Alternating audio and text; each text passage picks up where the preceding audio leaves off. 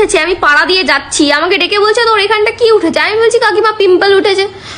বলছে কি পিম্পল কি আবার, ওইসব আবার কি? সেতিয়ালা ছেলেদের ছোঁয়া লাগলে এগুলো হয়। আমি বলছি কি সেতিয়ালা মানেটা কি?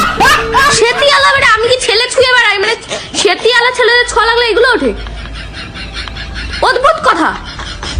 মানে আমার বয়ফ্রেন্ডের সাথে যখন আমি প্রেম করতাম তখন পাড়া দিয়ে গেলে এরকম করে, মানে ধরো এখানে আমি যাচ্ছি এরকম করে দেখতো।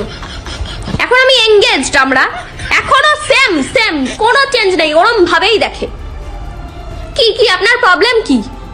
সেম। আর একদিন আমি সকালবেলা এরকম যাচ্ছি, হন্তদন্ত, ঘুম থেকে উঠতে ইচ্ছা করে না, জোর করে উঠে কোনো রকম চুল ফুল আছে, তাড়াহুড়ো করে ব্যাগ নিয়ে, পড়ার ব্যাগ নিয়ে আমি যাচ্ছি, পড়তে যাব। একজন উনি দেখি ঝাড় দিচ্ছে, আমাকে জিজ্ঞেস করছে বাবা কই যাও এত সকালবেলা? হন্তদন্ত কেউ দাঁড়ায় আছে নাকি?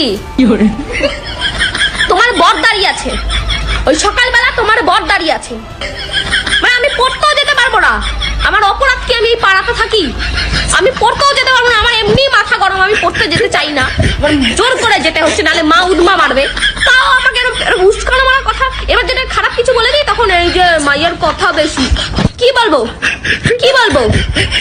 আর একদিন একটা দরকারে আমি আর আমার ফিয়ান্সে বেরোচ্ছি, ঠিক আছে? তো উনি আমাকে ডেকে বলছে টোনা টুনি একাই যাও নাকি সন্ধ্যাবেলা, একাই বেরোচ্ছ? তা তোমার বরকে নিয়ে যাবো না তোমার বাবাকে নিয়ে যাবো? একা বেরোবো না তো কি তোমার বাড়ির লোককে ধরে নিয়ে যাবো, না তোমাকে নিয়ে যাবো যে কাকিমা চলো আমরা একটু যাচ্ছি, তুমি একটু দেখবা? অদ্ভুত কথা না?